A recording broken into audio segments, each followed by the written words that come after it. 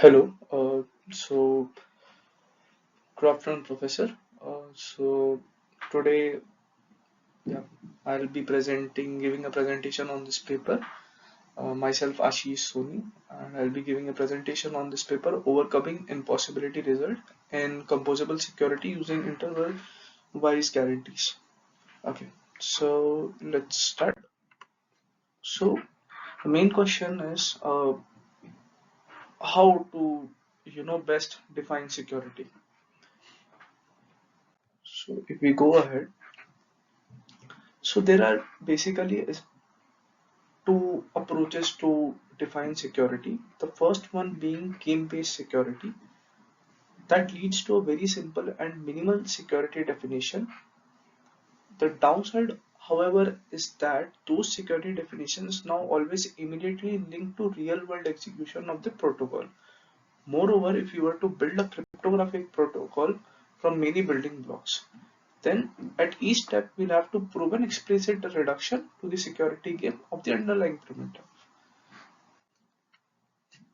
Now, on the other hand, there is so-called composable or simulation-based security notion as they compare an execution of the real protocol to the one of the idealist protocol, such as a such a mismatch. Such a mismatch between security notion and an execution of the protocol can actually not exist. Moreover, as they come with a composition theorem, we can easily build modular protocols without having to prove reduction at every step. The downside is that those security notions are very strong and thus lead to less efficient schemes or in many cases even impossibility results. A large class of such impossibility result is caused by so-called simulator commitment problem. Now, let us consider an example of the commitment problem. Let's say Elise wants to confidentially send a message to Bob, so she might use a symmetric encryption scheme aimed to achieve this goal. So, in a composable security notion, we would compare the real-world execution of protocol to Alice and Bob just using an idealized resource, such as a secure channel in the ideal world. And the commitment problem will actually appear whenever we assume that the shared symmetric key Alice and Bob might share might just be secure, but maybe at some point will actually leak to Eve. Now, a bit more uh, concretely, in order to prove the protocol secure, we would have to show that for any interactive environment, two worlds are computationally indistinguishable. So the environment might input any uh, message M of his choice and then receive the ciphertext C at this interface. So in ideal world, the same needs to happen, and it's the simulator's job to actually come up with a ciphertext that looks computationally indistinguishable as long as the encryption scheme is actually in a CPA secure. The simulator can easily do by just encrypting an arbitrary message of the appropriate length. However, the simulator at this point is now committed on the ciphertext C that does not depend on the actual message. So if in the real world at some point the key actually leaks to Eve, then Eve can obviously now decrypt the ciphertext to obtain the message M. Hence, we need to reflect that in the ideal world, as at this point the message is obviously no longer confidential. Eve attempt might be just to hand out the message M at this point to the simulator as well. However, it turns out that for most encryption scheme, the simulator will still not be able to come up with a key K that's not only correctly distributed but also makes the ciphertext C decrypt to the message M. And in fact, in order to be able to do so, one needs a so-called non-committing encryption scheme. Such schemes are, however, not only more expensive but often also require additional setup.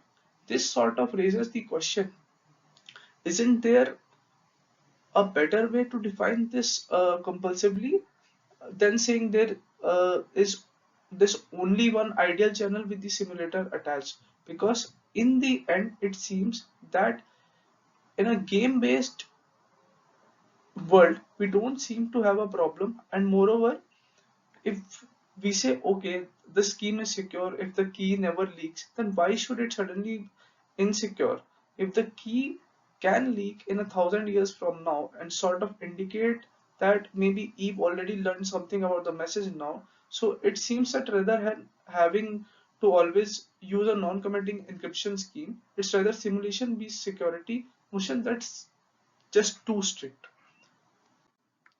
And in particular, we can observe that we don't have any problem to simulate until the key is exposed, and we don't have any problem afterwards. It's just we can somehow not simulate past this event, yet giving the simulator only the message length to begin with and asking him to come up with a fake ciphertext is essentially only something we do as a proxy to formalize the confidentiality until this event. So until this event, should mention that there have been a number of approaches to overcome the commitment problem. For instance, a large body of work considered allowing for super polynomial simulators. However, even with a super polynomial simulator, one typically still needs less efficient schemes and additional setup. Another line of work considered so-called non-information oracles, which essentially embed a game-based notion in a composable framework. So instead of saying that we have this channel that first only leaks the length and only after the key got revealed it leaks full message. In such a world, one should say we have a channel that leaks a cipher. However, the ciphertext is subject to a certain game-based security notion. This, however, means that if we want to use this channel, we will still need to prove a reduction to this embedded game. Hence, it somehow hinders modularity. Now, so in this work they essentially want to explore whether they cannot circumvent the commitment problem by simply making two separate statements, one about confidentiality until the key leaks and one about remaining guarantees afterward. And should stress here that the goal is really to express the guarantees of regular schemes which have used game based now for a long time, which seem to lead to many interesting schemes and so on. So we do not want to come up with yet another strong notion that requires less efficient scheme or additional setup, and definitely do not want just to just give up and fall back to game-based security notions at at this, as this means have to prove the reductions in every single step and cannot benefit from composition. So the remaining open question is essentially how could such a notion that looks at separate security statement for different time intervals in a composable framework. And to answer this question, let's do a quick detour and look at how constructive cryptography framework uses specifications as its main object. Specifications. So, in the constructive crypto free framework by Mora and Vendor, uh, one always makes statement about so-called resource, which are essentially the analogous to functionalities in the UC framework. So traditionally, one might want to show that our real-world resource is computationally indistinguishable to some kind of ideal world resource. However, we can also make a different, more general statement. So what we can do is we can show that this our real world resource is contained in the set of all resources that have some kind of desired properties, and such a set we simply called a specification. And a bit more general, instead of looking at the single real world resource, we can say that we also assume just a specification saying that maybe we don't know about certain aspects of real world. And the statement, the main statement of the constructive cryptography framework then becomes one of the specification abstraction. So we start with assumed specification, which might look very scary and about which we might not know whether all resource content they are in have the guarantees we need. So what we can do is we abstract it by a large specification, and of course this only makes sense if this large specification is somehow defined and described in a way that now makes it more obvious that all resources contained in it have all guarantees we need and want. And making such a specification abstraction statement the core of constructive cryptography was introduced by Morin Randall in 2016. So if you look at the older papers, they might still use a notion that's much more similar to simulation based one of the UC framework. And what this abstraction statement really gives us is flexibility, because on the one hand it sort of provides a meta framework with this kind of statement already leading to a lot of nice properties. On the other hand, it does not fix as many aspects as the traditional UC statement you might know of, and in particular it does not necessarily fix what kind of specification we are allowed to look at. So let's quickly look at the nice properties. This kind of statement has, well, first, we are still making a statement about the real world resource being contained in the real in an ideal specification, and that means there are no forgotten attacks. There is no mismatch between the security definition and the real world execution. Second, the transitivity of the subset relation gives us very basic composition result, meaning that afterwards we can forget about this complicated specification and just continue proving results about the one that's somehow easier to deal with, and rest assured that in the end we can plug the two statements together and get our desired result finally. And very importantly for this work is that we can actually view we can actually view give us this view gives us a very natural way to formalize multiple guarantees. So we can simply make two statements, so it's contained in this specification and in that specification, and then if we say okay it's contained in the intersection, we know that it has both guarantees. Now coming to simulation based security types. Simulation based security types, and also mention that at this point that the standard simulation based notion in the end is just a special case. So we consider the real world resource as our assumed specification and the ideal world resource including the simulator as the ideal world specification. This really shows that this kind of decomposing the ideal world specification into what we actually want. The resource here, the confidential channel and the simulator is just a way to define a specification such that it is easy to see that messages are confidential, but the simulator is really in this view no inherent aspect of our security notion. It just mean to the end, and this will become very important in the notion.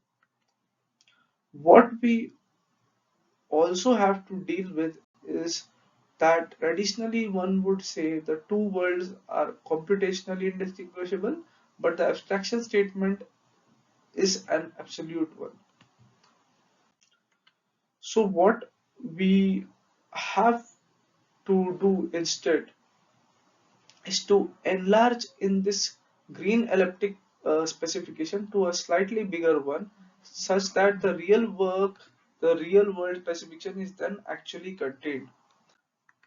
And how do we do that? Well, we simply map it to one consisting of all systems which are computationally indistinguishable from the original specification, and such a mapping we call the relaxation.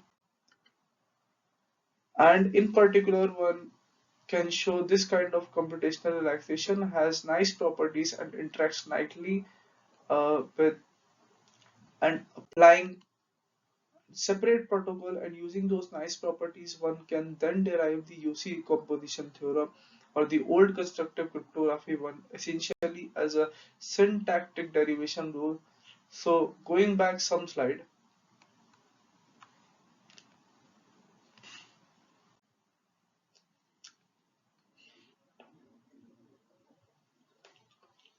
Okay, I'm not able to go back anyways.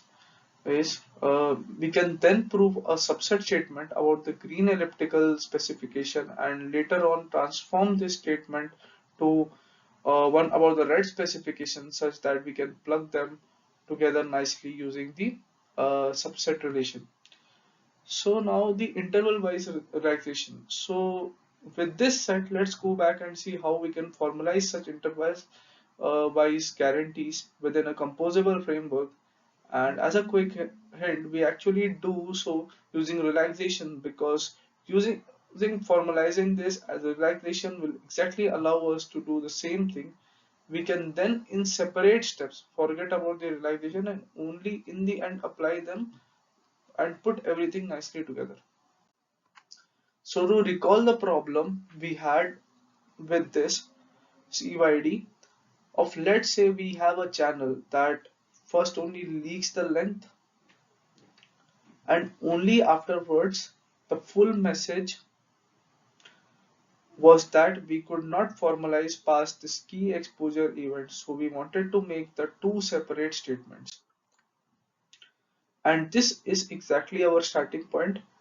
We start with this over idealized channel we were unable to achieve, and now for both intervals we suitably relax this over idealized resource. So for this first interval, we essentially want to say, okay, it should behave like this channel, but we don't care about what happens after the key got exposed, and this is actually not so difficult to formalize. I mean, for instance, we could say it's set of all resources that behave like this channel,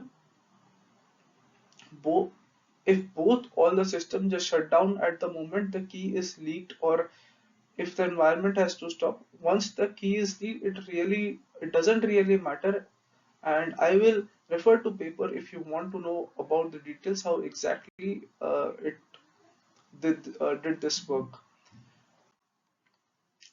A bit more interesting is how we formalize a relaxation that says, okay, don't care about what happens before the key got leaked.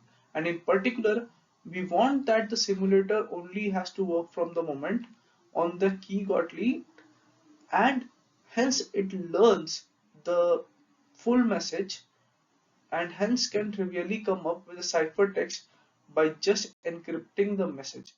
And here, what we do is we rely on the extension of the constructive crypto framework called constructive cryptography with events that was introduced last year, uh, previous years, and we essentially only formalize this kind of relaxation for so-called external events.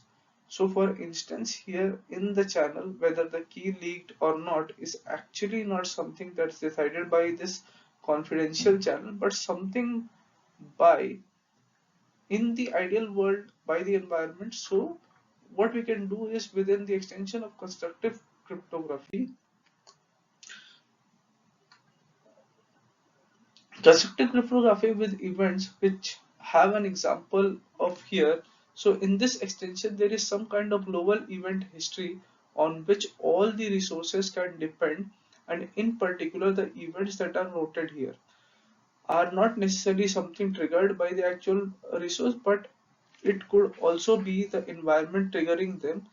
So for instance, we can say that the confidentiality of a channel depends on whether the key leaked or not, whether this event is something that's just up to the environment to decide. And this allows us to really say, okay, we only look at the channel in the world where this event already initially happened. So putting it all together, we see that for each interval uh, we